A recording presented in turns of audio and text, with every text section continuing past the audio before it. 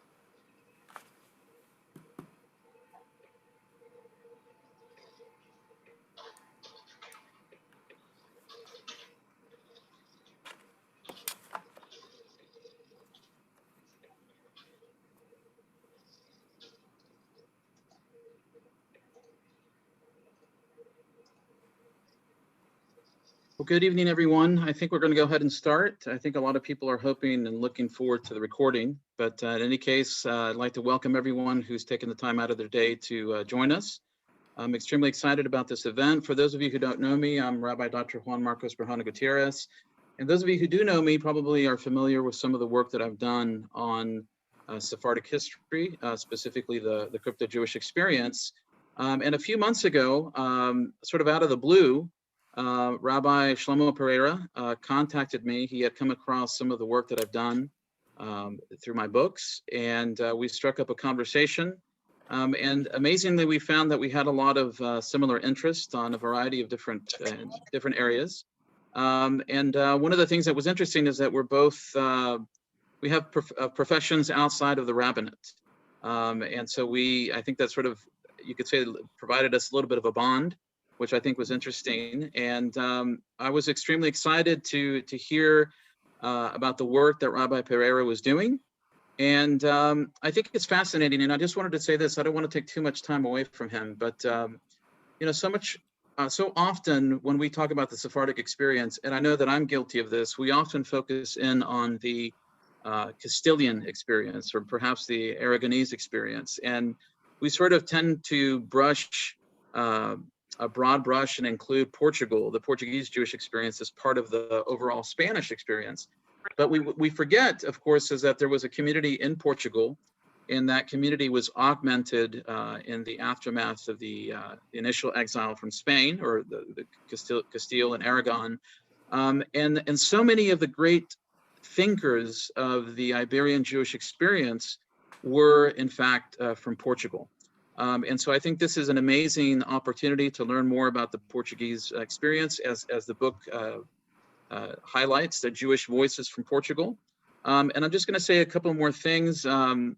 Rabbi Pereira is with Chabad of Virginia in Richmond, but he's also a professor, and if I'm correct, it's a Thomas Arthur Vaughan Professor of Economics at the College of William and Mary, which I think is impressive in and of itself. And his interests are, I think, quite varied, but I think he's going to tell us about, he's going to focus in on, of course, the history of the Jewish experience in Portugal, but also maybe touch a little bit on the work that he's done and he's doing with Jews in Portugal today, some of the history related to that. I just want to say that this is extremely exciting because we live in a time in which information has grown significantly, and a tremendous amount of people are excited and interested in learning about either their Sephardic background or just the contributions of Jews to society and civilization in general. Now, the goal of the lecture is basically to take about roughly 60 minutes on the lecture itself, with a question and answer time afterwards, roughly half an hour. But if any of you have questions during the lecture, Rabbi Pereira has been very gracious and said you can sort of interrupt and just highlight the question, and I think that might work as well. So at this point, I will turn it over to him. And if any of you have any questions, you can contact me. Obviously, for those of you who are invited, you have my contact information. But if you don't, you can look at cryptojewesheducation.com. And without any further ado, I'll go ahead and turn it over to Rabbi Pereira. Thank you. It's a great delight to be here. I can only reinforce everything that Rabbi Bejarano Gutierrez said. It's absolutely amazing how many common interests and profiles we have. And be it as it may, so I'm delighted to share with, with this group some of the Portuguese experiences, Jewish experiences, quite in particular because they are really only Portuguese incidentally. They are really Iberian Jewish experiences, as Rabbi Gutierrez was hinting at, as we'll see. So let me tell you what my game plan is for today. Time allowing, I would like to address 5 different topics. It's really 4 different topics, and then some parting thoughts. The first is I would like to give you a little bit of a historical context, because the case of the Spanish expulsion is very well understood. The case of the Portuguese, let's call it final solution of the Jewish problem, is not that well known, and that's very important that it should be known, because there is a lot that you cannot understand if we don't understand and realize that the end of Iberian Jewry was the last decade of the 1400s, so the 1490s, and that last decade was mostly in Portugal, not in Spain anymore. So tell you a little bit about that.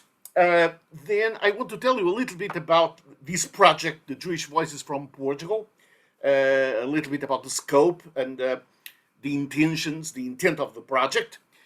Then on the third part, I want to tell you a little bit about several rabbis. We'll tell you which rabbis I have in mind in a little bit.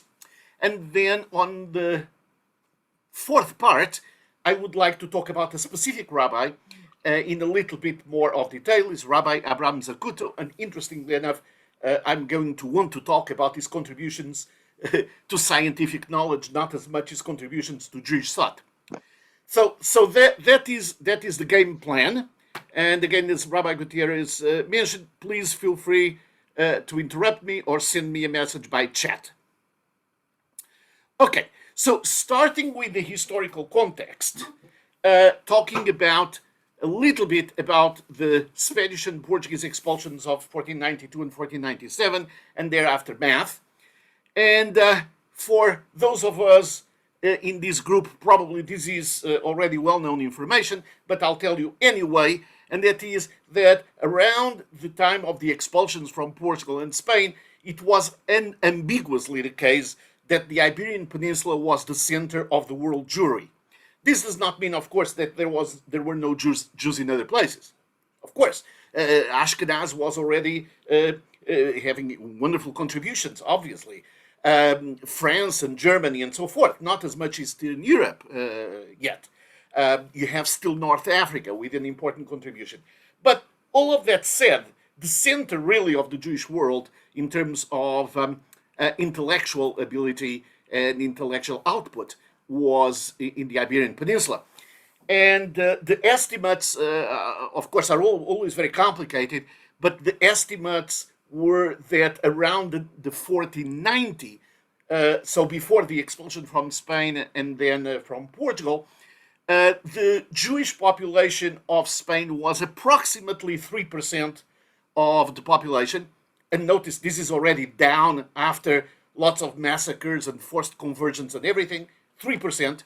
And the Jewish population in Portugal around that time, not counting the exiles from Spain, because this is before the exiles, was about 8% of the Portuguese population. So very sizable communities by any standards. So not only very important in terms of their output, their intellectual output, their energy, everything, but also very sizable. Of course, the degree of expulsion, we know what happened. We don't need to talk about the degree of expulsion from Spain in and of itself. What I want to tell you is that with the degree of expulsion, this was a paradigm shift for Portuguese Jewry, because a very large number, and of course the numbers are disputed, but the numbers that are conservative numbers are that about 125,000 Spanish refugees crossed the border into Portugal with the expulsion from Spain. I've seen figures that go as far up as 300,000. Again, this is a conservative number. What that means is that by 1492, the moment after the expulsion from Spain, the Portuguese population basically tripled. And suddenly you have about 200,000 Jews in Portugal, which is about 20% of the Portuguese population. And I kid you not, 20%. It's a huge number. Okay? So, and the point is not as much that we have a very large, very, very large, unimaginably large by modern standards, Jewish community in Portugal, but it's also a qualitative impact, because think about it, the refugees from Spain are the cream of the crop. These are the people that are the best of Spanish Jewry. These are the people that, by and large, have escaped persecution, they have escaped forced conversions, they have escaped conversions under persuasion. Again, they are the cream of the crop. So they are the great rabbis, the great families, and of course other people. But I'm trying to say that this is just not just numbers. It's also qualitatively speaking an incredibly large number. Rabbi Pereira? Yes. I wanted to ask, as far as I know, there haven't been very many cases where that percentage of the population have been equaled in Jewish history. I'm not familiar. I don't know about any other case. That's exactly the point. That's something unimaginable. Not only that, but notice that when we talk about 20% and you have of that about 2/3 that are refugees, I don't have to tell you how complicated it is to absorb refugees, right? So, there is all the evidence that the Portuguese Jewish community did an absolutely marvelous job absorbing the refugees. You're still talking about a major inflow of people with all the tensions that creates. So it's absolutely correct. These are numbers that are unheard of certainly in post-biblical history. Okay, so the presence in Portugal by the 1492, 1493 is massive qualitatively and quantitatively. Now, there is a lot that could be said about how the Jews from Spain were accepted. We will see in a little bit some cases in which some of the communities from Spain, from Toledo and other places, they were able in some way to negotiate with the Portuguese crown through taxes and through briberies and so forth, settling in different areas. So there was a number of people who were able to settle officially and so forth. there was also a number of people that really never had a very clear status.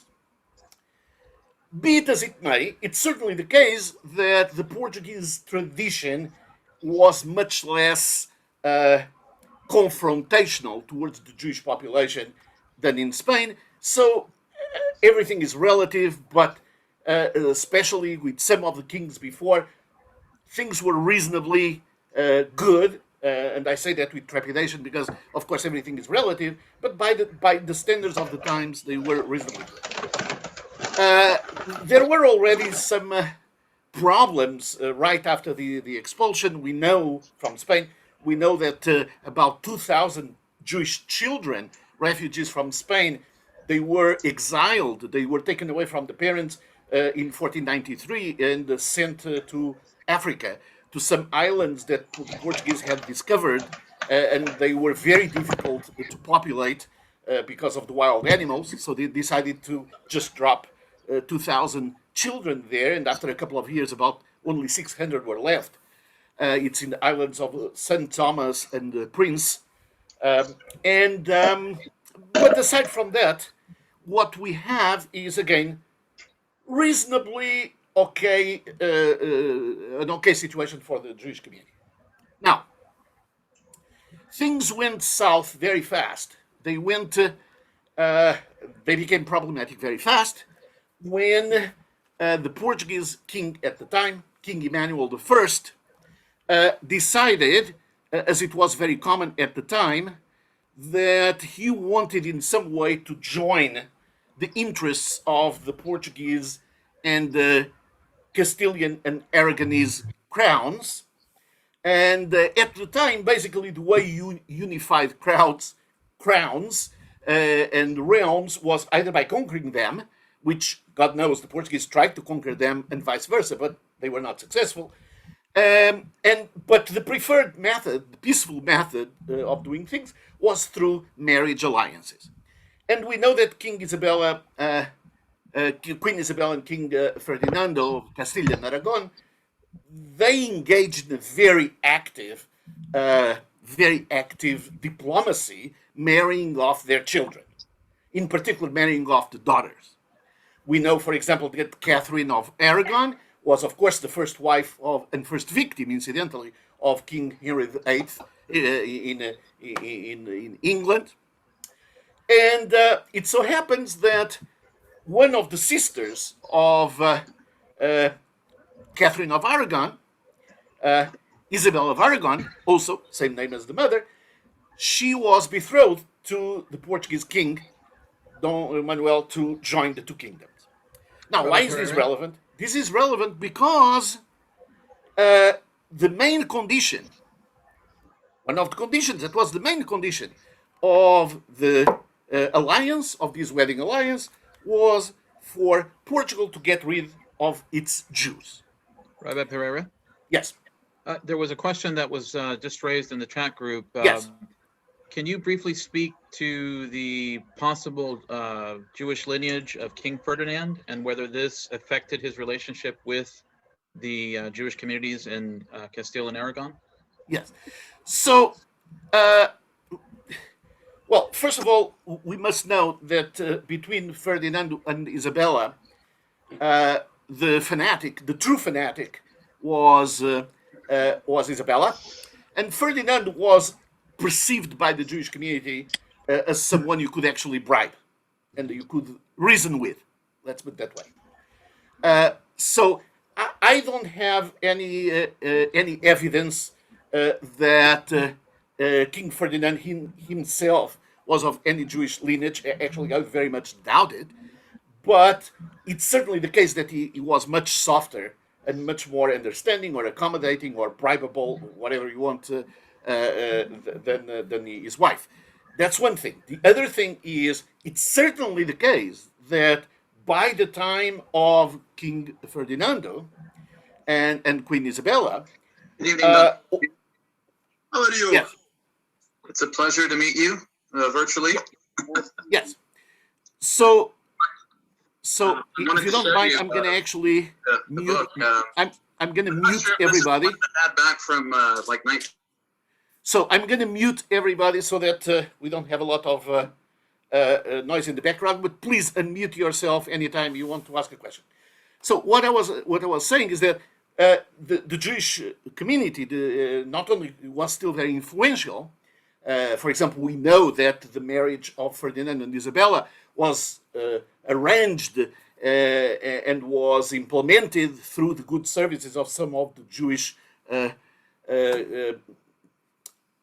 leaders, in particular Rabbi Abraham Senior, one of the main leaders. And it's also true that at this time there was already a very sizable new Christian community in Spain in the aftermath of 1391, the massacres of 1391, and the disputation of Tortosa in 1412, 1413. So there was a very large number of new Christians, hidden Jews, whatever you want to call, crypto Jews.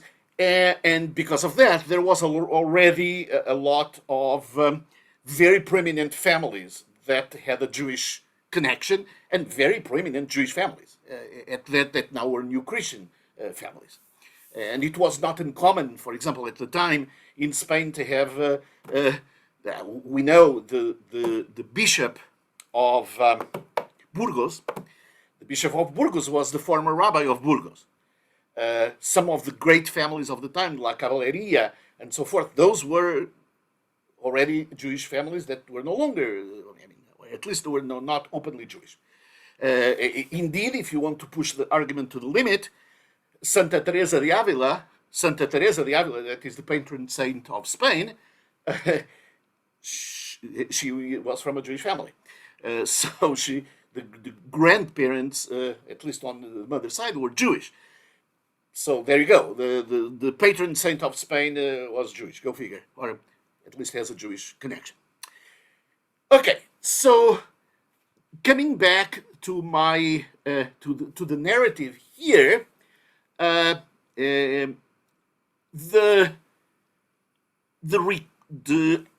demand that the Portuguese king would get rid of the Jews was understandable from the perspective of the Spanish monarchs, right? The Castile and Aragon. They just got rid of the Moors, the Muslims with the fall of Granada, and they got rid of the Jews with the expulsion. So they wanted ethnic cleansing in the Iberian Peninsula. So that's understandable what they were looking for.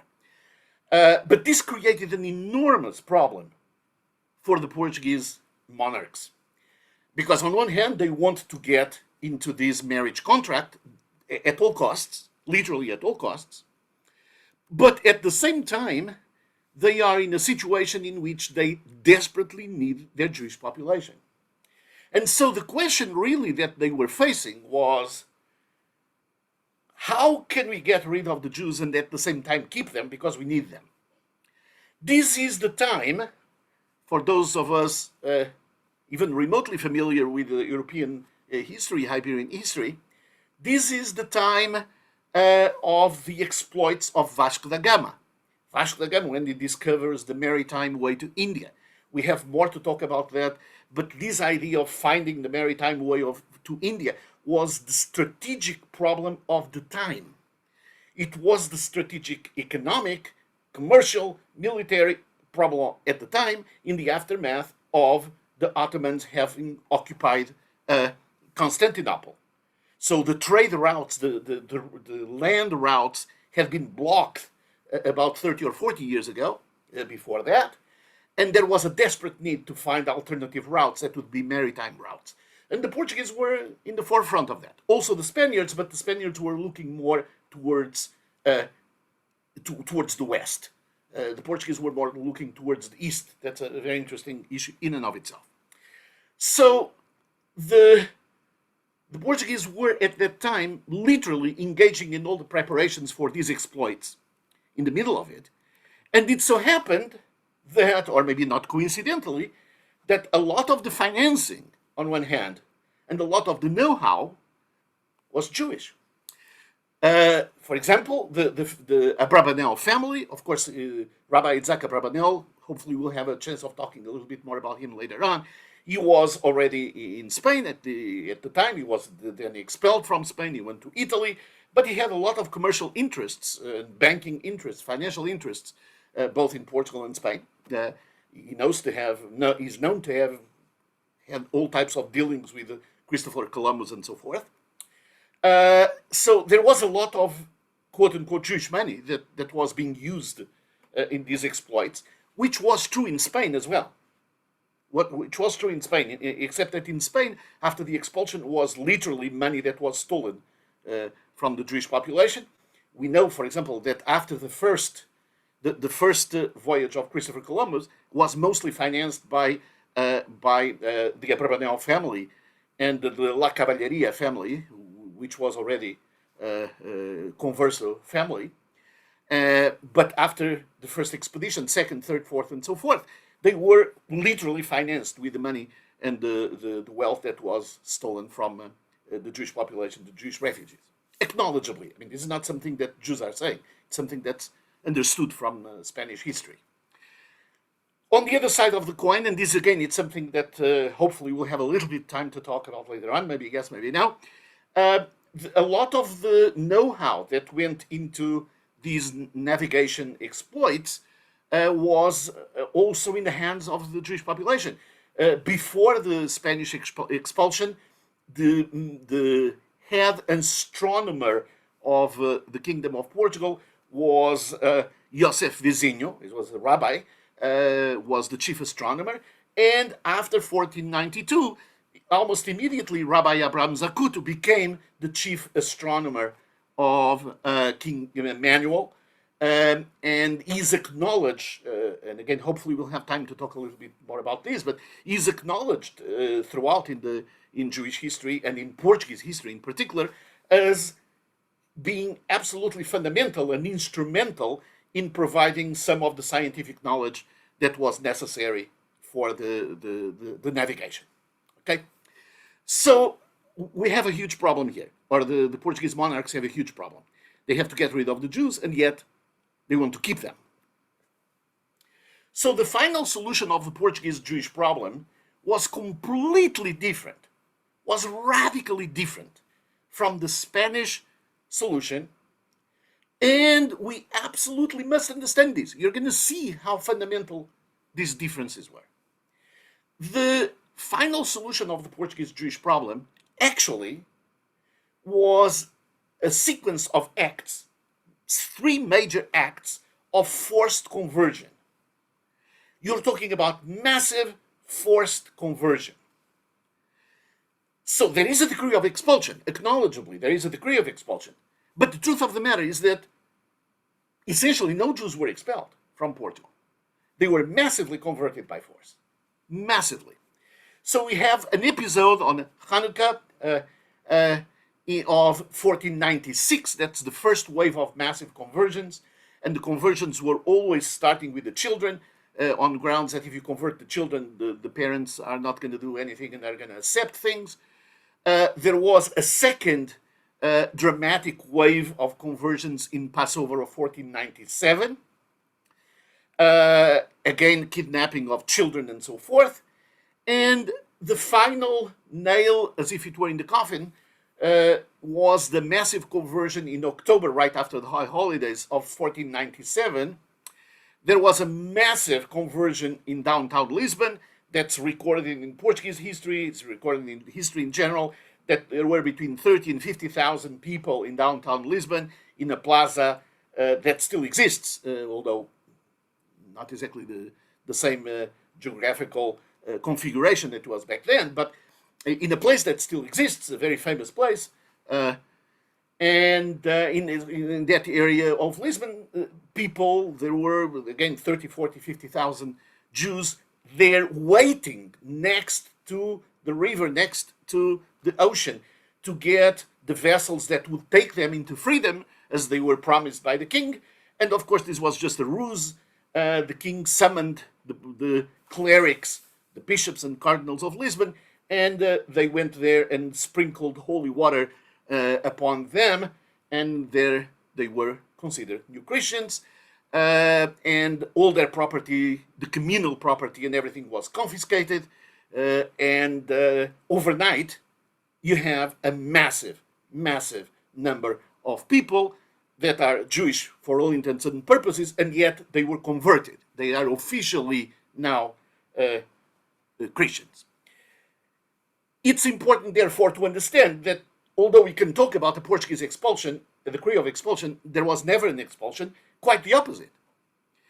The process of forced conversion was coupled with two other very fundamental pieces of strategic legislation throughout time. And the first was what I can call, using modern terminology, a don't ask, don't tell policy.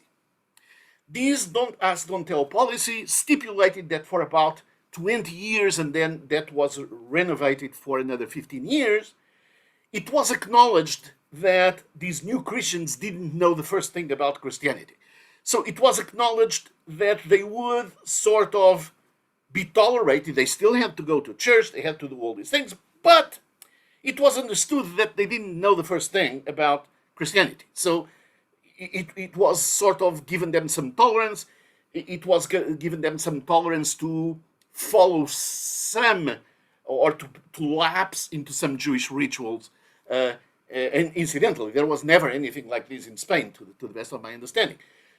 And the fact that you have a period of 20 years initially to adjust to the new religion is, for this massive group of conversos, these people that were the cream of the crop of the Iberian Jewry, for them, this was a golden opportunity to develop underground an alternative system of secret Judaism. This is the beginning of the massive crypto-Judaism. We cannot understand how vibrant the crypto-Judaism was in the Iberian Peninsula if we don't understand that, of course, there was crypto-Judaism in Spain in the aftermath of all the programs, 1391, 1412, and so forth. Yes, of course. But massive at this level of having been able to develop a whole underground that lasted for centuries with a memory that lasts to today, that is only possible because there was a couple of generations of people that effectively, under this don't ask, don't tell policy, were able to go underground and some way, somehow adjust what they were doing. At the same time, so there are three pieces of the Portuguese final solution. First piece, forced conversion, not expulsion, forced conversion. Second piece, the don't ask, don't tell, have 20 plus 15 years to adjust. And then the final piece is that actually the new Christians, the forced Jews, the converted Jews, were not only not expelled, but they were actually forbidden to leave the country. It was forbidden. This is almost like a North Korea type of thing. If you run out of North Korea, your family is going to be harassed, to say the least. So people could not leave. And we understand this. Why? Because the whole point of these forced conversions and everything, the whole point was to keep the Jewish community. The whole point was to keep them. The whole point was to keep all the people that were the artisans, that were the astronomers, the mathematicians, all those, as well as the people that had the financial ability to help. The whole point was to keep them. So again, it's called the expulsion from Portugal, but there is no expulsion. It's mass conversion, a period of tolerance, quote unquote, don't ask, don't tell, and people were forbidden to leave. So people went underground, of course, managed to leave left. To the best of our understanding, there was a very small number of people that were able to leave in 1497, very, very small. We know that one of the rabbis that hopefully I'll have a chance of telling you a little bit about, Rabbi Abraham Saba, we know it was one of those that was able to flee to North Africa, but it's a very small number of people. Actually, some historians go as far as saying that maybe it were like 10 families, tops, that were able to leave immediately. So this is a very important point because the final solution of the Jewish problem in the Iberian Peninsula was very unique. And in Portugal now we have a massive number of new Christians that are the crop of the Portuguese and the Spanish Jewry, of Iberian Jewry. This is followed by a flurry of legislation.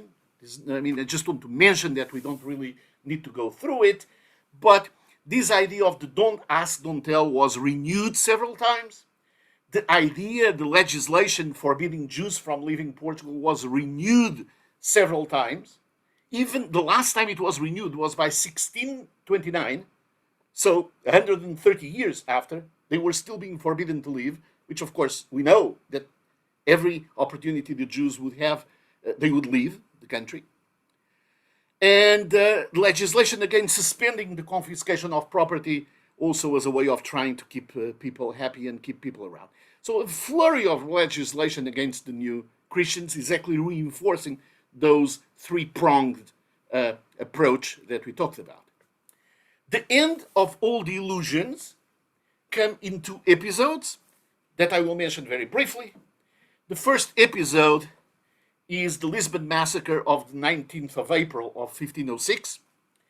That would be worth a whole discussion, but for the moment I'll just tell you that this was Passover, it was also Easter Sunday, and there were some new Christians in a church that is on your left, right there, on that church, and the Christians there claimed that there was a miracle because there was a ray of light that was inciting in one of the statues of the Christian God.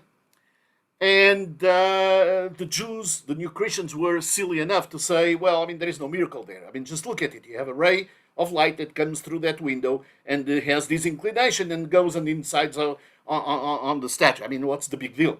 Well, yeah, that was enough to lead to about 5,000 or 6,000 new Christians killed in downtown Lisbon over the next few days. And there are all types of accounts, Jewish and otherwise, about this massacre. So there was sort of the beginning of the end of the illusions. And of course, the final nail in the coffin was the establishment of the Inquisition, finally, already a couple of decades after.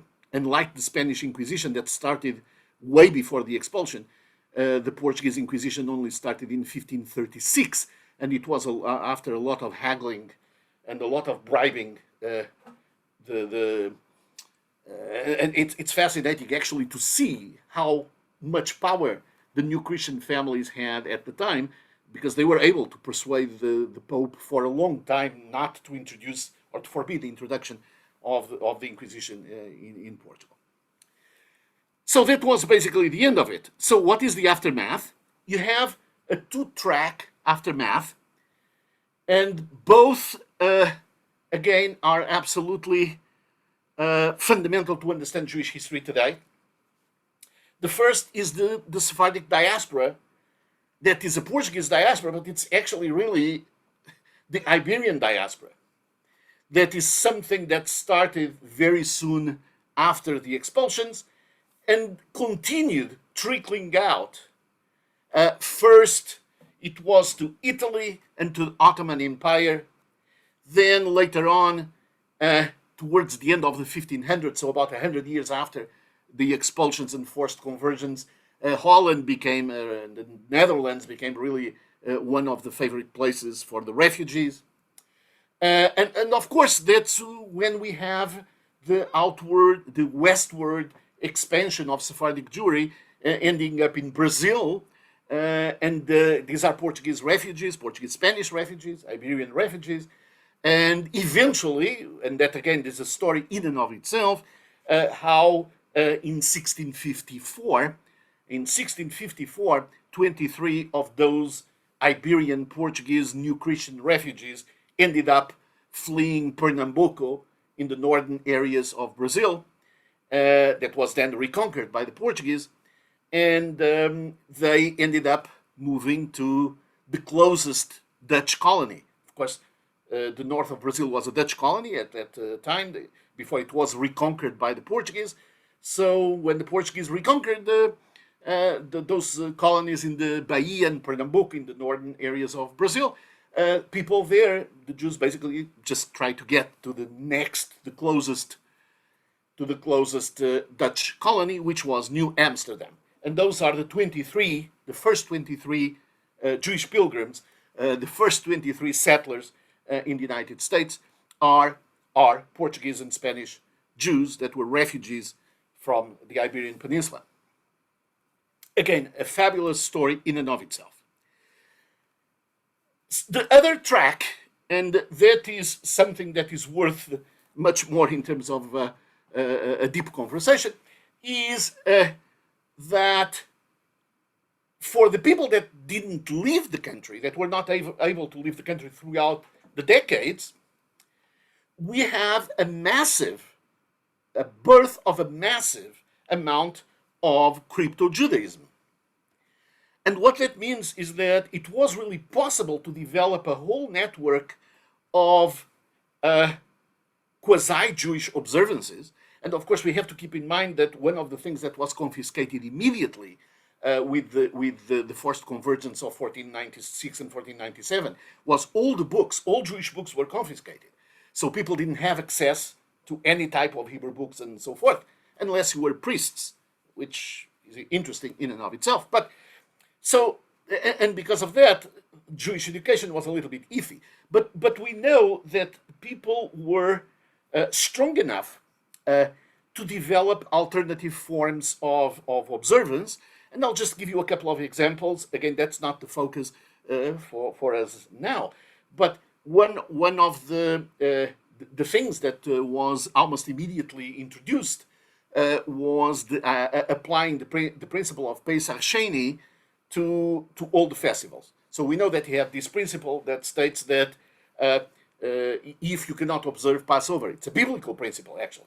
If you cannot observe Passover in the proper time, 15th of Nisan, you observe in the 15th of Iyar, which is 1 month after the concept of the second Passover.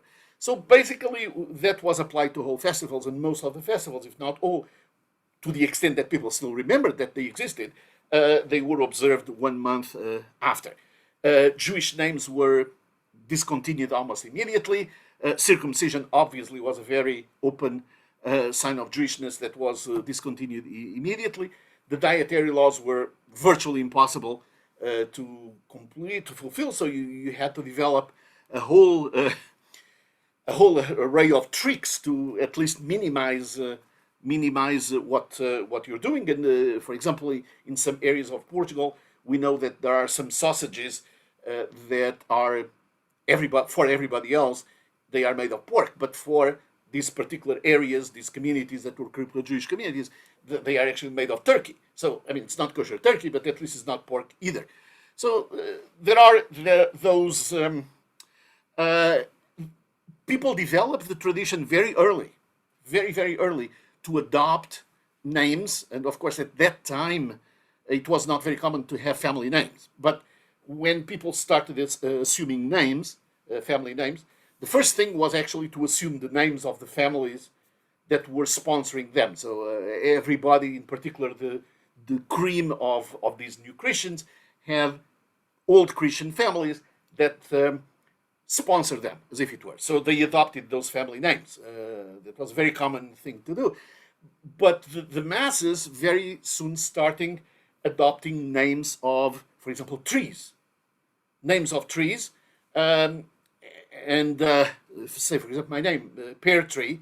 My name Pereira means pear tree. Is the Sephardic equivalent to the Ashkenazic to Birnbaum. So it's a name of tree, and you have lots of other Oliveira, Nogueira, lots of names of trees, and there was an acknowledgement, a mystical acknowledgement from people that were very deeply rooted in Kabbalah, in Jewish mysticism, the idea that what defines the strength of a tree is the roots of the tree, not the trunk and the leaves. The trunk and the leaves of the tree may be very feeble, maybe even look like dead, but if the roots are deep and strong and alive, it's okay, everything will survive. And you can see the analogy, right?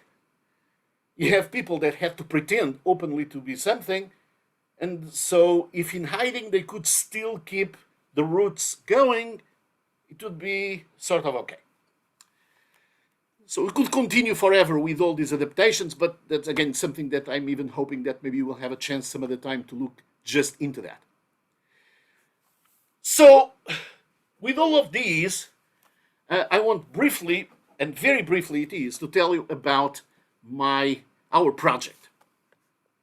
The Jewish Voices from Portugal, which is really Jewish Voices from Iberia.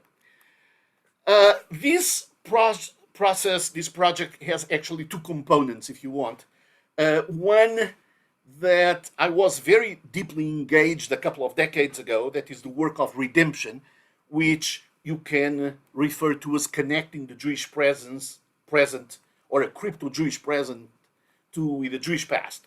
So during the late 1980s, I did a fair amount of work with the crypto-Jewish communities in Portugal and with the help of the rabbinate in Israel. I'm so sorry. Let me sit down a little bit better. With the help of the rabbinate in Israel. A lot of work to help the Jewish communities return to Judaism. So that's the work of redemption. That's something that I would love to have the opportunity to talk about in another opportunity, just in and of itself. The project that I'm talking about goes the opposite way. So while the work of redemption is trying to connect crypto Jews now with their past, so bring them to the fold, the Jewish Voices from Portugal project is the opposite way, bringing the past back to life. So the idea is to bring the voices of all the rabbis and the sages that called Portugal home in this 10-year period, so the Portuguese and Spanish rabbis, and through their voices, so we are mostly looking really at the voices of what they wrote, so first-hand experience of their lives and their tragedies, their experiences, but in first-hand, in their own words, and try to bring that to life, try to bring to life their contributions in terms of Torah commentaries, of commentaries on the ethics of the fathers, on Pirkei Avot, and so forth. A lot of these works only exist in Hebrew, so they are not they are not very well known. A lot of these works only exist in incunabula, which is early printing books. And if you allow me, I want to give you just a detail that tells you how powerful, from an intellectual perspective, the Jewish community was in Portugal in the 1490s. In terms of the printing, for example, printing. Let me tell you something. The first book to be printed in Portugal, okay, was the Hebrew Bible. It was a Torah. It was the 5 books of Moses. The second book was the Aramaic Onkelos, that is the Aramaic translation of the Torah. The first book to be printed in Lisbon was the commentary of Nachmanides. During the period from 1492 to 1497, or a little bit before, from the late 1480s, when the first book was printed, to 1496-97, when Jews were expelled, for that period, okay, the scientists in Portugal, the historians, they know of about 30 books that were printed in that period. Of those 30 books, 17 are in Hebrew. 17 are in Hebrew. That's how strong things were. 17 of 30. And incidentally, of the other 13 that were not in Hebrew, there were at least 2 that were by Jews but were in Spanish. One of them being a book by Rabbi Abraham Zakut. This is just a detail that tells you how big things were, how massive things were, and the nature, the absolutely incredible nature of the tragedy that befell the community at that time. So this is a unique set of rabbis. This is a group of rabbis and a group of writings that is not known. It's not very well known, these writings at all, these rabbis and these writings. So we want to bring that back to inspire us today and to inform us today. And it's important to mention something here, and that is, it's legitimate to ask the question, why are we doing this? And we are doing this for two main reasons, and that is, there is a whole wealth of information, a whole wealth of experience in the Iberian Peninsula that is the Jewish experience that people in general, Jewish and otherwise, don't know very well about. So we are doing this to bring the voices of our ancestors, to bring their voice and inspire us, but also, this is not just for Jews, this is for anyone of Portuguese or Iberian or Hispanic background, because this is a fundamental part of our common Portuguese, Iberian, Hispanic history. And it's a fundamental part of our history that we are in a uniquely privileged place to share. I would like to share with my fellow Hispanics, my fellow Iberians, these episodes of Iberian history that they don't know about. Again, it's part of our common heritage. It's not just mine, it's theirs as well. And share in a positive way, share in a positive manner. It's not talking about the good things that the community was contributing, the incredible contributions and works and so forth. So we have written two books already about this. One is The Jewish Voices from Portugal, that is commentaries on the Torah from different rabbis. We wrote also Jewish Ethics from Portugal, that we just published actually a couple of months ago, if that, and that is commentaries on Pirkei Avot, on the ethics of the fathers. We are working now on Jewish sages from Portugal, that is about the lives of their rabbis, really from first hand. And a lot of the things that I'm going to be telling are material that we've been putting together for that new book, Jewish Sages from Portugal. One thing that I want to share with you, not because it's a matter of arrogance or pride or anything, God forbid, but because it's a good testimony to what we are trying to accomplish with this project, is we have been blessed with the endorsement and support of the Portuguese president of the Republic, the president of the Portuguese Republic, who is actually a very prestigious person, a very devout Catholic as well. And we had the opportunity of sharing with him this idea of uncovering all these parts of our common heritage, a lot of it written in Hebrew and really not known at all in Portuguese and Iberian, not very well known of the general public, and try to share this with the public. And again, we were very blessed that he understood the objective and he fully endorsed, and he actually wrote the preface, a very nice preface for our book, Jewish Voices from Portugal. And again, I'm not saying this out of pride, I'm just saying this because it reflects our objective. Bringing their voices and sharing their voices, if you allow me the cheesy way of putting it, with love. Sharing with love. We know that there was lots of bad things happening, but that's not the point. We don't want to harp on that. We want to look at the contributions and look at the good things also. So sharing with love, not with aggravation, not with anything.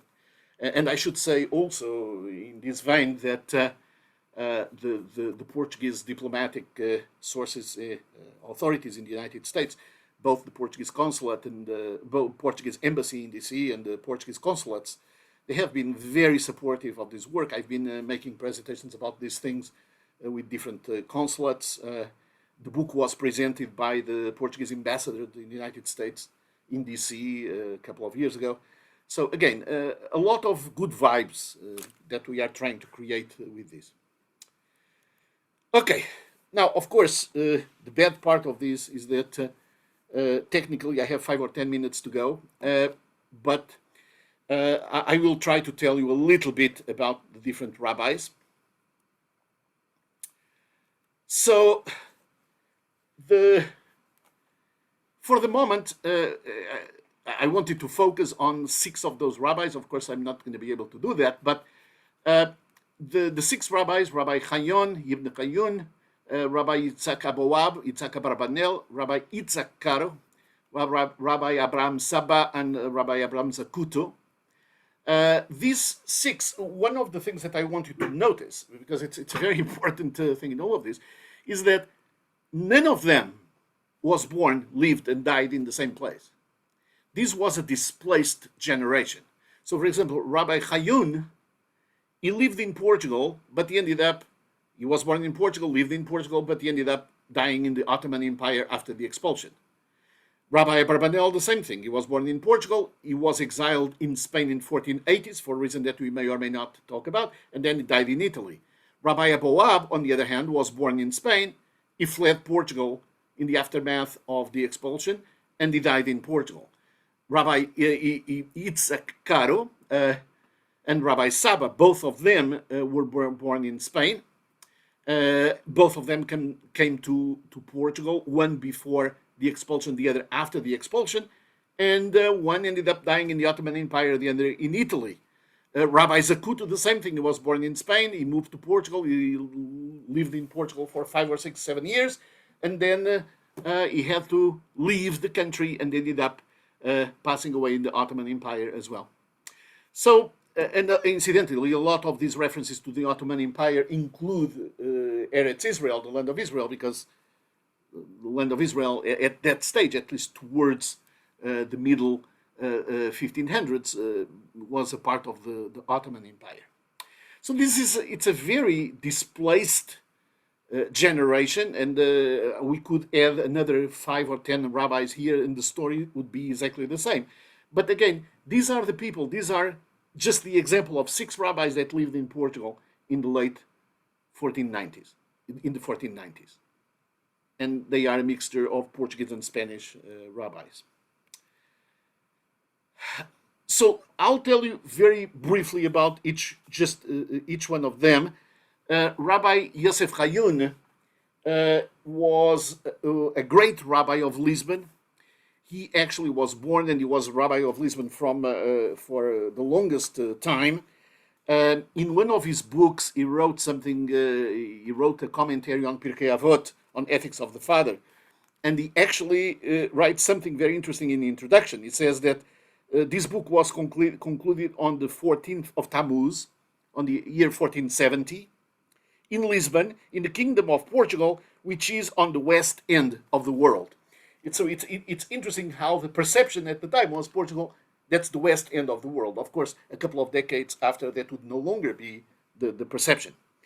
But Rabbi Hayun, not only he had a lot of very important students, including Rabbi Itzhak Abarbanel and Rabbi Yavetz and a few others that we are not going to be talking about today, but he was a master of charity. He was known as being one of the most charitable people, and explains a lot why also when the Jewish refugees from Spain came to Portugal, Lisbon was one of the places that opened the doors completely and supported the refugees beyond the call of duty. So Rabbi Yosef Hayun, again in the city of Lisbon. Another rabbi with a very interesting story, Rabbi Itzhak Aboab.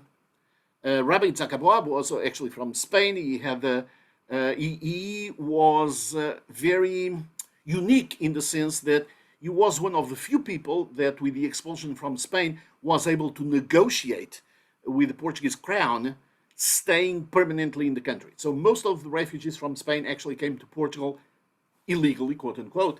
But Rabbi Itzhak Aboab and a few thousand other people that he brought with him from Toledo, where he had his yeshiva, they came into Portugal. They paid their taxes and their whatever, all the money that they had to pay to settle in the country, and there you go. They were able to stay. They actually were given, that's a very interesting thing to say, they were allowed to settle in the city of Porto. That is where the Oporto wine comes from. They were actually allowed to settle in a place where they were able to build a synagogue. This is Rua de San Miguel, the San Miguel Street, St. Michael Street. That's where the synagogue, their synagogue, was allowed to be installed. This in the bottom, in the yellow, these yellow streets, that's the street that leads. That's where it's Rua de San Miguel. That's where the synagogue was. And it's interesting that the synagogue itself, the building stood, we know that it stood like almost 50 years after the expulsion, because a grandson of Rabbi Boap, by the name Manuela Boap, wrote beautiful chronicles about basically telling the stories that his grandfather told him. And Rabbi Boap, Manuela Boap, so the grandson, he tells us something fascinating, that he remembers when he was a child to see the building of the synagogue. Of course, it was not a synagogue, but the building was still there. Now, this is fascinating from many perspectives, because we know that the synagogues and the other communal buildings after the expulsion, they were converted either to stables or to prisons. They were converted very often to churches. So it was not the policy to destroy the building, so they remained. The other thing that is interesting is that Rabbi Manuela Boap, who became an incredibly famous rabbi in Europe as time continued, actually he went to the point of him becoming a rabbi in Jerusalem, in Israel, and he was born in Porto around the year 1550, which means that he was born a new Christian, he was baptized, he was everything, and only after he was able to leave the country, was able to return to Judaism, and then became a famous rabbi. And this is a story that repeated itself many times. One of the most famous rabbis of Portugal was Rabbi Isaac Abravanel. This is a rabbi that actually was born in Portugal. Interestingly enough, he was born in Portugal, but he had to flee Portugal around 1480. So that means about 12 years before the expulsion from Spain. And he fled to Spain. He fled to Castile. And he ended up being one of the top most prominent people in the Jewish community in Spain after he moved. Not only financial, but in terms also of his scholarship. And he actually was one of the people that resisted to the bitter end the decree of expulsion. He wrote to the King Isabella and Queen Ferdinando. He lobbied, he bribed, he did everything he could. And it didn't work, but he did everything he could. And he describes wonderful memories from his life in Portugal. He says, "I lived in tranquility, full of God's blessings, in Lisbon, a praiseworthy and important city in the Kingdom of Portugal," he writes. "God blessed me with a wealth and a house, an honor. My home was a gathering point for sages and study." Now, it happens that Rabbi Abravanel was caught in the middle of a political intrigue. He was very good friends. His family was very good friends with the most prominent noble family in Portugal, the House of Bragança. And that was the wealthiest noble family, the most famous, the most powerful, although they were not the crown. And that was the problem. The new king in the country suspected that the House of Bragança wanted to overthrow the king and arrested basically everybody of the House of Bragança.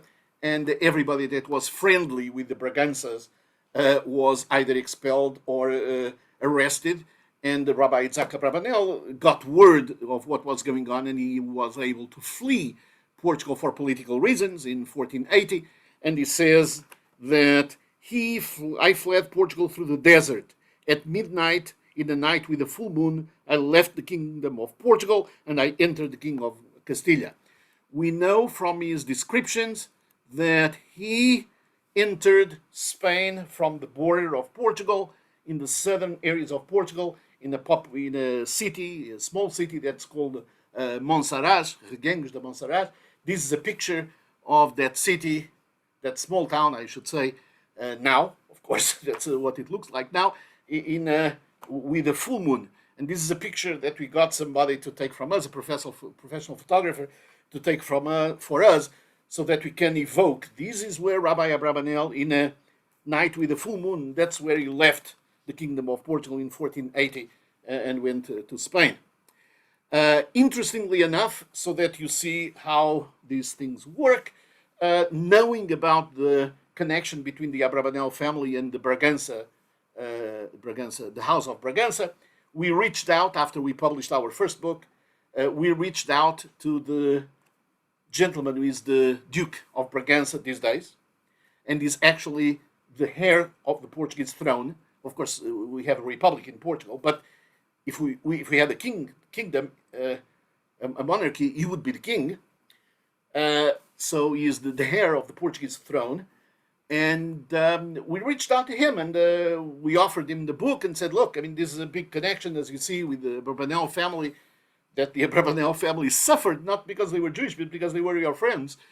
And he very graciously answered us back, sent us a letter on the 23rd of January of 2019, saying, I'm a very good friend of some of the descendants of Rabbi Don Isaac Abravanel, a great friend in his times of the Duke of Bragança, and I have recently offered to one of his descendants, who is one of the leaders of the Portuguese synagogue in New York, the coat of arms of Don Isaac. So he then explained that they had at the time, the House of Bragança had given the Abravanel family a coat of arms, a nobility coat of arms, which they never were able to actually literally convey because they had to run away and so forth.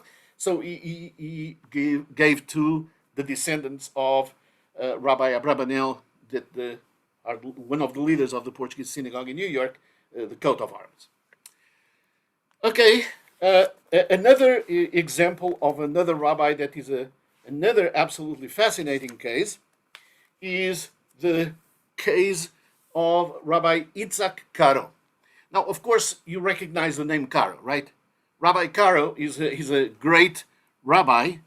Okay, let me see. Sorry, there is a question in chat that I have been. Okay, so at what time, at what point of history that you are telling about was the Amsterdam Sephardic community created? So the Sephardic community, and I'm sorry, this is 20 minutes ago. I didn't see it before. The Sephardic community in Amsterdam was created towards the end of the 1500s,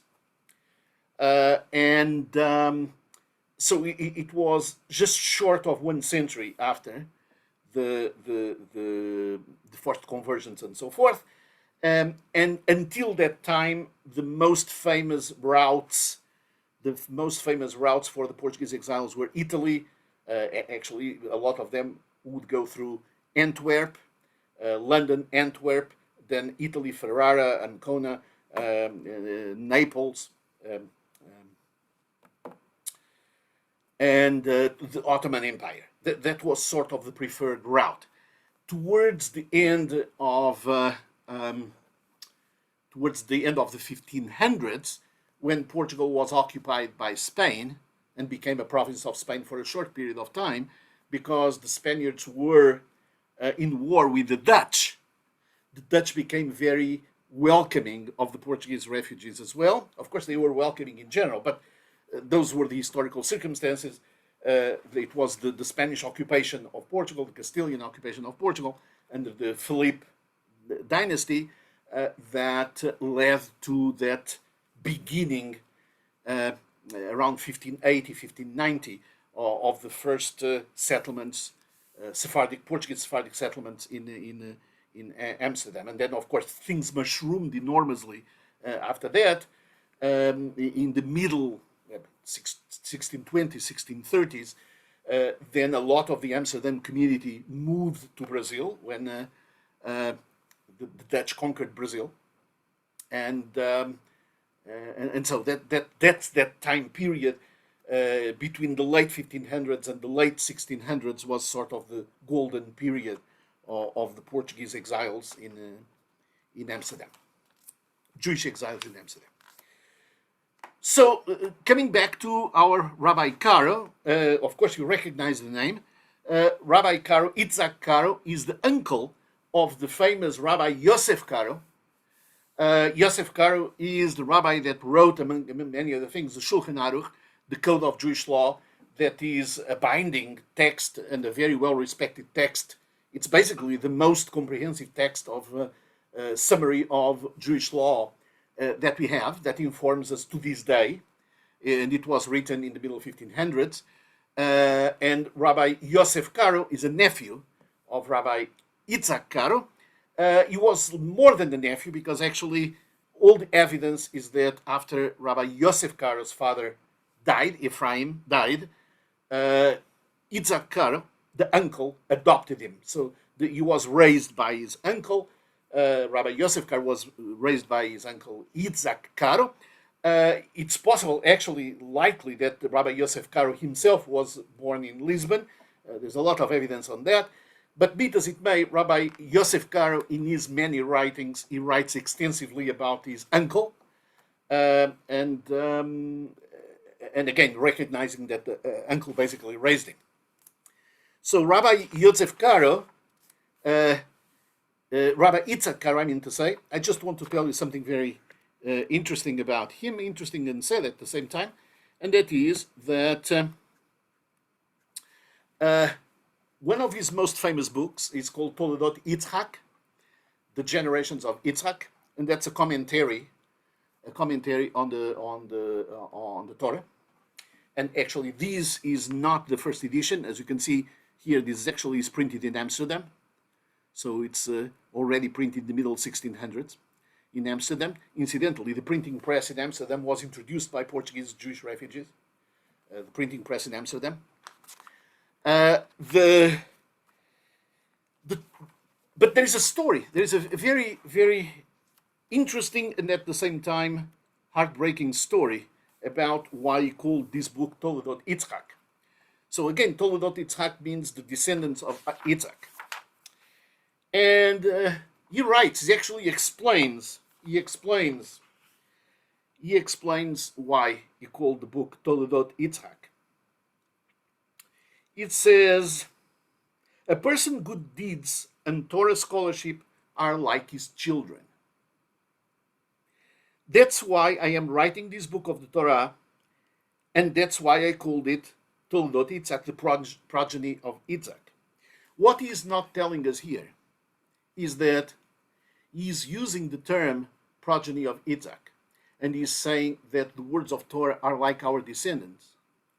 The reason why he's saying this is because all his children were killed in this process of forced conversions and expulsions and fleeing from the country different ways. All his children were killed. So he was left in a situation in which I don't have any generations, I don't have any progeny. My only progeny are my words. So these are the words of the Torah, that is, like the person's good deed are like my children. And that's what he says. This is the first page, actually, right here is the first page of the first edition of the Toledot Yitzhak. And he explains all his life in the introduction. That was a very common thing, that they would explain lots of things in the introduction. That's why we are using mostly primary sources from the time to give them voice back. And towards the end, he explains that, he basically explains the very last line. He explains that this is my descendants are the book that I have written, which is accordingly named Toledot Yitzhak, the generations of Isaac. Another rabbi that is the last of these five, this first five that I want to mention, is Rabbi Abraham Saba. Again, Rabbi Abraham Saba came from Spain. He came after the expulsion. He was allowed to bring his library. He was actually allowed to settle in the city of Guimarães. Guimarães is a very famous city in Portugal because it's like the place where officially, basically, Portugal was created. This is a very famous castle in Guimarães. That it's almost the image of Portugal. Is that castle. So it's in that city that he was allowed to settle. Things didn't go very well for very long. Very soon after, his library was confiscated. So it was already this effort to try to deprive the Jewish community from, to take away the books, the Sephardim, so his books were taken away. And as a matter of fact, we know that he had to hide all his books and all his possessions. In particular, he describes what he does. He describes, this is in his commentary on the book of Esther. He writes the following: "Underneath an olive tree, I buried my life's work. It was a beautiful olive tree, safeguarding my Torah ideas and thoughts. To me, it was a tree of tears. It was a beautiful tree, but it was a tree of tears." That's where he put his most famous writings, that the Tzor Hamor, that is commentary on the Bible, on the Torah. And then the commentary that we have now from him, that is printed and everything, it's not the original, because the original he left it under the olive tree and decided, he writes also in the preface to this commentary, "I decided I would rewrite my Torah commentary from memory." This he did already in North Africa, in the Moroccan shores, "to be able to share with what had been lost and to restore the crown to its former glory. But," he says, "I don't know if I recall all of it correctly, as my initial manuscript was left behind, buried in Portugal." These that we have here in the bottom of the page is the words, these are his words from the first printing of his book. The first printing in Venice in 1523. In his book, with this print, he has these words that can be translated as "my precious pearl that I had was taken from me in Portugal." Okay, it was taken from me to Portugal, "and I had to conceal it, and I bury it in Lisbon under an olive tree." He had to bury his work under an olive tree. Rabbi Saba, we know that his two children, he had two boys, and the two boys were converted by force, were left in Portugal, and he never saw them again. He was able to leave. Later on, his wife was able to leave as well. But we don't know anything about the children anymore. So it was not just his children, it was his books that he left behind. And this idea, and I want to give you this thought, because I don't know how much more we are going to have, but the thought here is, this burying the book under the olive tree, it became, for me and the people that I work with on this, it became like our leitmotiv. It became our, I don't even know what to call, our obsession. Because figuratively, what we want to do with this project of Jewish Voices from Portugal, what we want to do is go under each olive tree in the country, of course, figurative olive tree in the country, to discover these treasures that are buried. So this is the parable. This is the analogy. This is the figurative way of, is uncovering these buried treasures. That's what we want to do. Do our best to uncover, to look at their words and share their words, make their words live again. Make their words alive for inspiring Jews now and informing non-Jews for that matter. That's what we want. Look at under all the trees, again, figuratively, and find all these different. Now, Rabbi Gutierrez, you tell me, Of course, this is already very late, I realize. If you give me 5 minutes, I'll tell you a little bit about the contributions of Rabbi Zakut as briefly as I can. Otherwise, we can just skip it and we talk about it some other time. So I don't want to overdo it. You tell me what I should. I think it'd be great to do a few more minutes, and then we can have a few questions, I think, at the end. Okay. If people have them. So I'll just spend about 5 minutes to give you a sense of the contributions of Rabbi Abraham Zakut. Again, Rabbi Zakut, he was originally from Salamanca in Spain. He was a mathematician, he was an astronomer, he was an astrologer, which incidentally was a very legitimate profession back then. He was a rabbi, he was an historian. He has a lot of Jewish contributions, which I'm not going to mention. I'm just going to talk about him as a mathematician and an astronomer. Okay? As a mathematician and as an astronomer, Rabbi Zakut contribute monumentally to solve a couple of the most important practical scientific problems of the time. As I mentioned to you before, the great problem, financial problem, the great commercial, political problem of the time was the fact that the Ottoman Empire had blocked all the trade routes through Europe, the land routes. And therefore, it was fundamental to discover alternative routes, and in particular to discover new maritime routes. And you say, what does that have to do with anything? Well, the key problem, the key scientific problem that the navigators, the explorers, faced was the fact that maritime navigation at that time was typically on site, means they would go along the coast. And if you go along the coast, you always know sort of where you are. You never go to the high seas.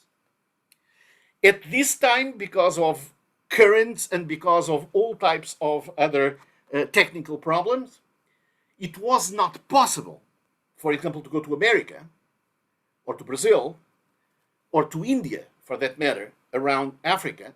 It was not possible without going into the high seas, which means that you have to develop techniques to navigate in the high seas without the sight of land. To do that, there are two major contributions that made it possible, and Rabbi Zakut, although not the only person involved in these discoveries, was certainly one of the primary people contributing to those two discoveries. One was the reformulation of the Astrolabe. The Astrolabe is a navigation that is an instrument that allows you to determine by the coordinates of the sun and so forth, to determine where you are, your location by longitude and latitude. And it changed to adapt it from land use to maritime use. It changed it from a wooden to a metal, and it made it possible to use an instrument that would allow you literally to go through to the high seas. The other thing that he did, that is the image on the left, is he developed, aside from lots of maps, he established what was referred to as a perpetual calendar, although it was not really a calendar in the sense that we understand it, but it was a calendar of lunar and solar events. So he was able to map throughout decades with enormous precision the main events, for example, the eclipses, the location, the declination of the sun, the position of the moon, and all of that is important because with mathematical formulas, knowing where the sun or where the moon was allowed you, with the readings of the Astrolabe, to determine again where we were. But you needed to know in each, it's not just that you needed to know the coordinates, but you needed to know the time of the year where you're measuring those coordinates. And that's what this book, the Almanac Perpetuum, did, is to give you for each time of the year what those coordinates meant. This book and variations of this book and updates of this book were used throughout the Portuguese and Spanish discoveries for at least the next 100 years. Okay? This is one of the books that was printed in Portugal. It was originally printed in Spain, in Castile, in Salamanca, but it was printed in Portugal, in Leiria. It's one of the books that was by a Jewish author, but it was not in Hebrew, of the books printed in Portugal in that period.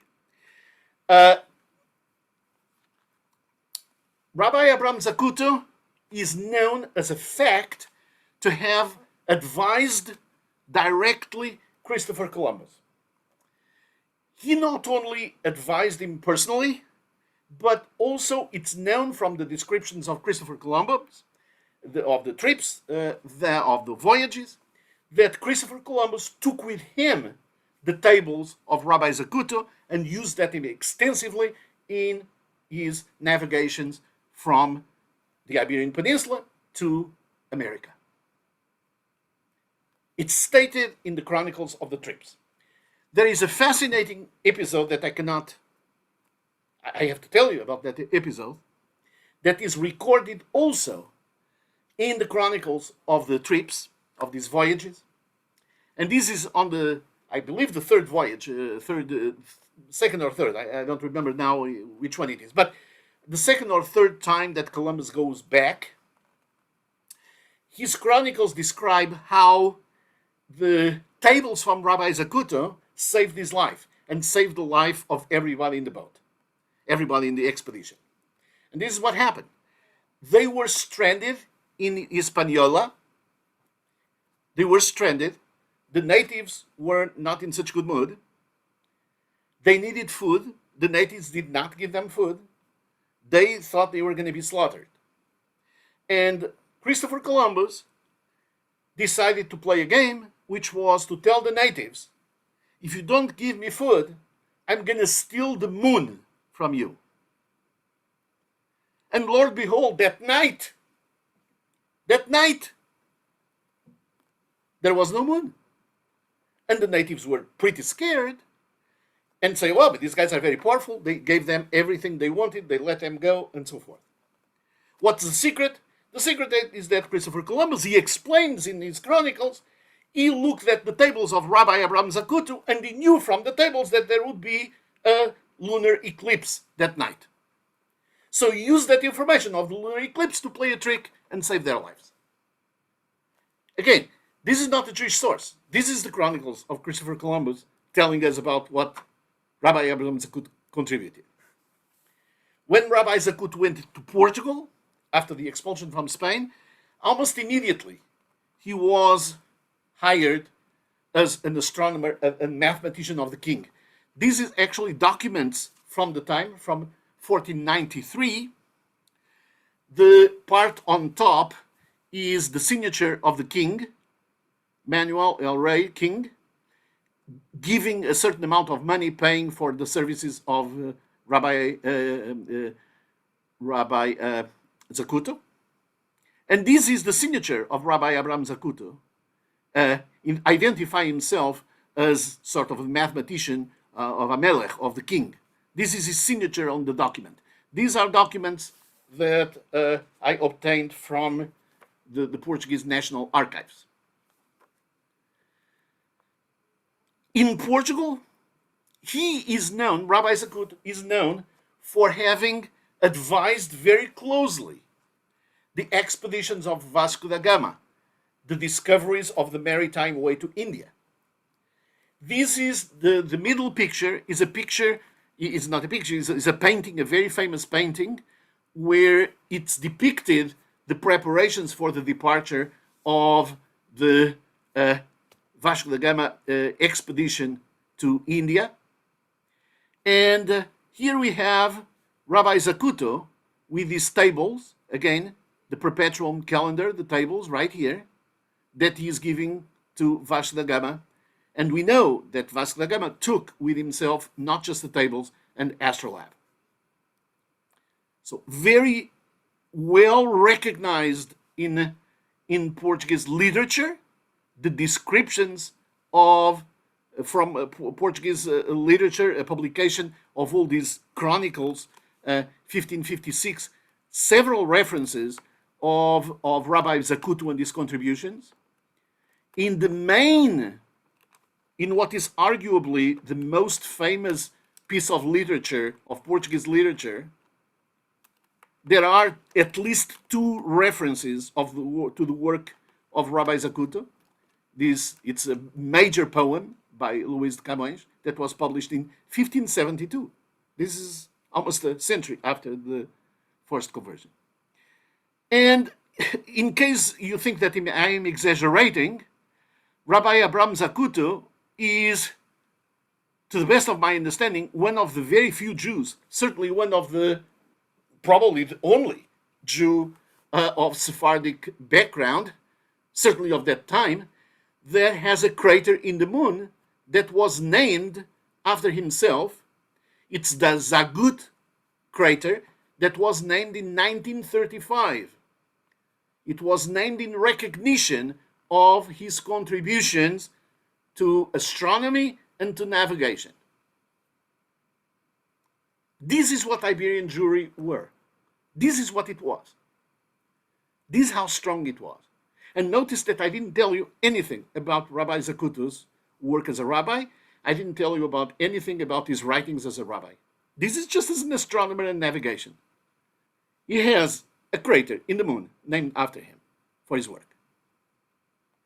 So my parting thoughts are, again, our objective, literally here, our objective, as I mentioned before, is to check under all the figurative olive trees to find hidden Jewish treasures, so that we bring them to our days, to bring them and share them with our Jewish friends and our non-Jewish, Hispanic, Iberian, Portuguese friends as well, to share with everybody a common heritage that is beautiful in their own words, and a heritage that is not very well known, and heritage that is mostly written in Hebrew, and a heritage that is common to all of us and gives a different perspective. Of course, I only stressed here the Jewish component of things, aside from this last part.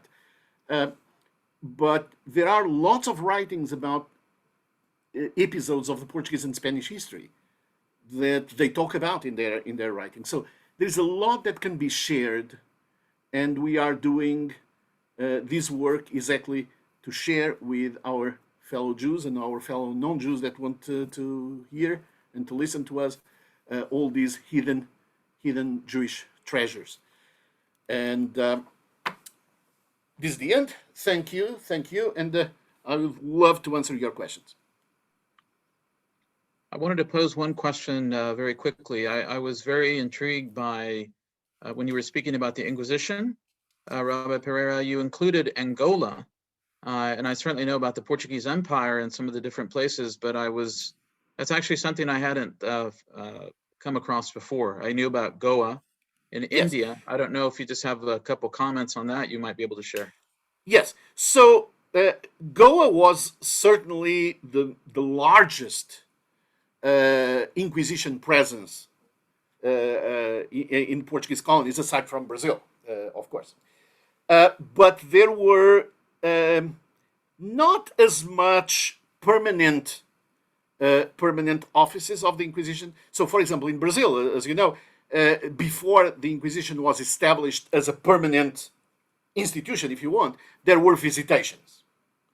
And so there were many visitations of the Inquisition to all Portuguese colonies, in particular Angola. Santo Tomé was another Portuguese colony where I mentioned all those 2,000 kids in 1493 were kidnapped and settled. For a long time, there was a lot of problems with new Christians and Judaizing and all that type of thing in Santo Tomé.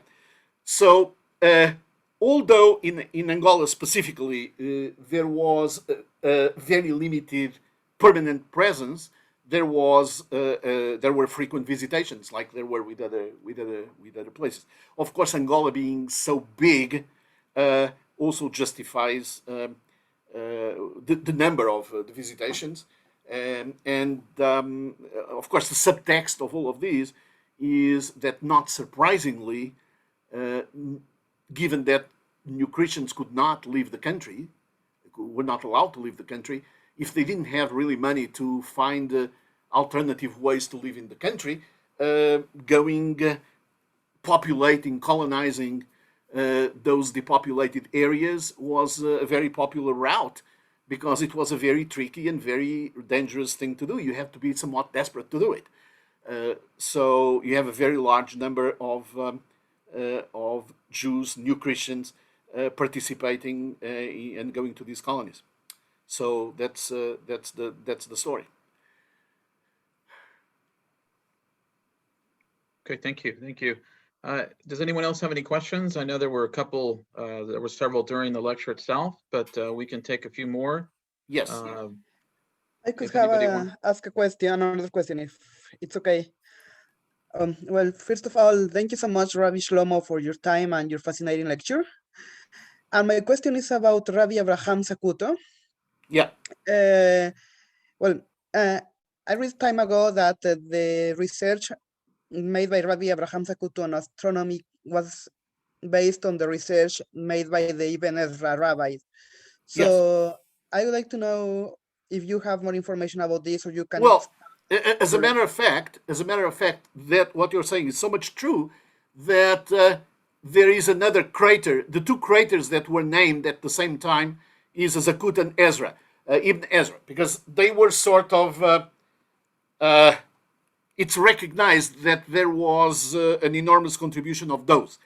That said, all the final updates that became popular throughout the world were the updates of and the calculations, the mathematical calculations of Rabbi Abraham Zakut. But he didn't invent it from scratch. By the same token, incidentally, that he did not invent the Astrolabe from scratch either. So absolutely correct. And again, as I say, it's the other crater in the moon with the name of a Jew from that time, Ibn Ezra, indeed. But it's important to know that, again, and I mentioned that before, that these tables with small modifications and updates, they were used for the longest time. I mean, we know that in the Portuguese voyages, they were being used more than 100 years after the forced conversions. So they were used in the Muslim world, we know that. So this was a very important contribution. Yeah. Okay. Thank you so much. All right. Do we have any other questions? Anyone like to raise? And of course, if you don't have questions now, you're quite welcome to send me questions by email or through Rabbi Gutierrez or directly. I mean, I'm not saying that you shouldn't ask now, but feel free to send me questions. And are both books available on Amazon, Rabbi Pereira, or is there a particular place that you recommend for people to? Well, they are and they are not. They are available through Amazon, but unlike you, that you have your books, thank God, in a very expeditious way, being printed and everything and sent, which is a great way. I actually do the whole work myself, and since I'm not in Portugal, it's difficult to sell the books, to send the books.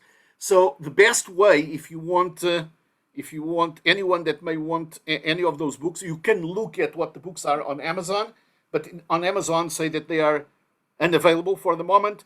But if you send me an email, I'll be more than happy to mail the books to you. Okay. So that's yeah. So it's basically because since I'm mailing them from Portugal, it takes a little bit longer. It's not the 3 or 4 days that it takes from the United States, and I want people to know that in advance before sending the books that it's going to take 1 week or 2. But that's Someone asked if would you be open to sharing your email so people can write to you? Absolutely. So my email is, so it's Shlomo, Shlomo at chabadofva.org. Okay. Exactly. But again, I'll be delighted to answer any questions, but I'm quite sure that if for whatever reason you cannot get to me, going through Rabbi Gutierrez would be easy as well. But again, this is my email, and I'm one of those people that is fanatic about replying emails very promptly. Yeah, I think what I'll do as well is I'll write my email address as well. Sure, exactly. It's very easy, rambam44@gmail.com. I always tell people the same joke. When I was in the Siegel College, one of my professors and rabbis said he didn't know who was more arrogant, me or the 43 other people who had picked the Rambam as their email address. So it's easy to remember. But that reminds me of the COVID-19. There were 18 and before, right? Yes. Well, let's not get there. Yes. So feel free to contact me if you have any questions, if you want me to relay something to Rabbi Pereira. I want to thank everybody for attending. I know there's a lot of other people that are going to be looking forward to seeing this on YouTube, Facebook, so forth. I'm excited because this is something that I've been wanting to do for a while. We had another lecture recently, and we look forward to doing something like this in the future, hopefully with Rabbi Pereira again. Maybe we can dive into some of those topics that he was only able to sort of touch briefly on, but I think we sort of got our feet wet, and I think it's exciting. I think it's just, to spice things up, if I may. Yes. There are 2 or 3 topics that I find that are fabulous coming out of these, and as you're saying, this is really a good overview of things. But one is really the whole history of the development of crypto-Judaism in Portugal. That's something that's important because it sort of culminates with a revival in the 1920s and then another revival in the 1980s.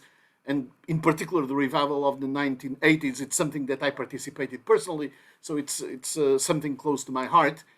That's one. In terms of the diaspora, I think that one of the most fabulous stories of the diaspora, the Portuguese exiles and Spanish exiles, is the story of Dona Gracia Nassi. Was an incredible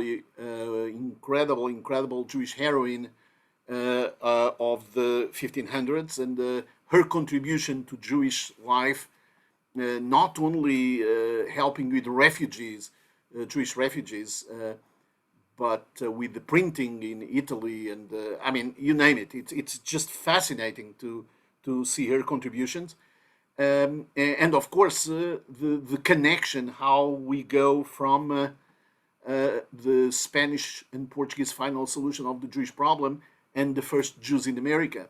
That's something that is also a fabulous story in and of itself.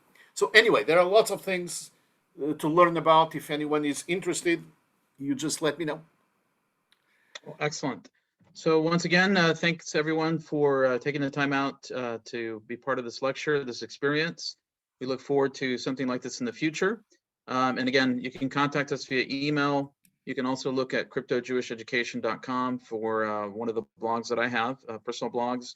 And thank you so much. I think we've got some other people thanking you online. And absolutely, my pleasure. My pleasure. Yes. Thank you, everyone. It's a pleasure. Shalom, and we will look forward to the future. Okay. Shalom and bracha. Amen.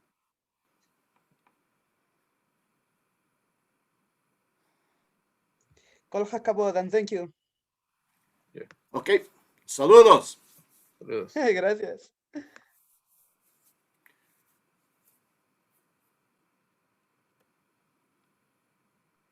Thank you, Rabbi. Thank you.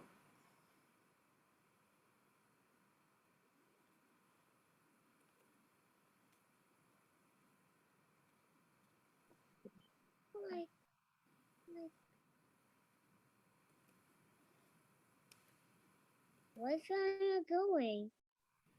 No. Where are you going? Oh, Astrolabe. Hello. Oh, this is the highlight. Have one of my grandchildren. No, Astrolabe. Hello. He was trying to talk during the speech, but I told him you couldn't hear him. Oh, I love you and miss you. Good night. Bye-bye. Have a very good night's sleep. Bye-bye. Bye-bye, Ariel. Bye. Have a good Bye. night.